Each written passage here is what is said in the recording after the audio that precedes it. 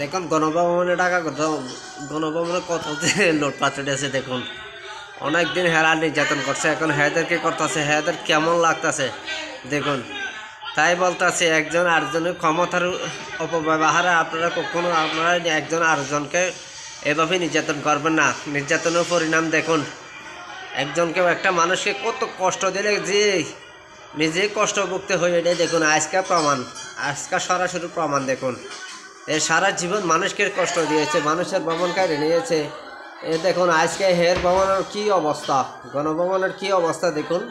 দেখুন ভাই দেখুন, তাই বলতেছি আমি আমার নিজ থেকে বলতেছি, আমার মন থেকে বলতেছি, আপনারা জীবনেও কখনো চেষ্টা করবেন, নিজের সাধ্য মোতাবেক চেষ্টা করবেন, ক্ষমতা অপব্যবহার কখনো করবেন না। আপনার আজ ক্ষমতা আছে কিন্তু কালকে থাকবেন না, এটাই পৃথিবীর নিয়ম। আজকে আপনার প্রাণ আছে কিন্তু কালকে আপনার প্রাণ থাকবে না, এটাই পৃথিবীর নিয়ম সবাইরই।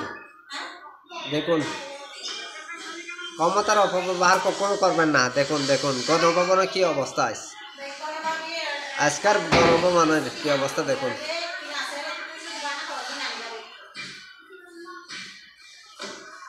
দেখছেন গণভবনের কী অবস্থা দেখেন।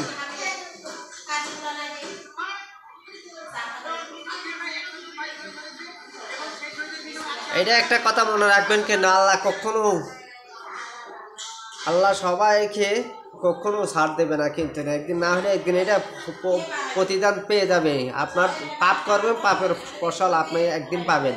এই দেখছেন আপনি সারা জীবন পাপ করে আইছেন ক্ষমতার ব্যবহারে, আজকে দেখছেন আপনার কী অবস্থা, নিজের সংসার ছেড়ে ছেড়ে যাচ্ছে আর নিজের ভবনের কী অবস্থা দেখুন।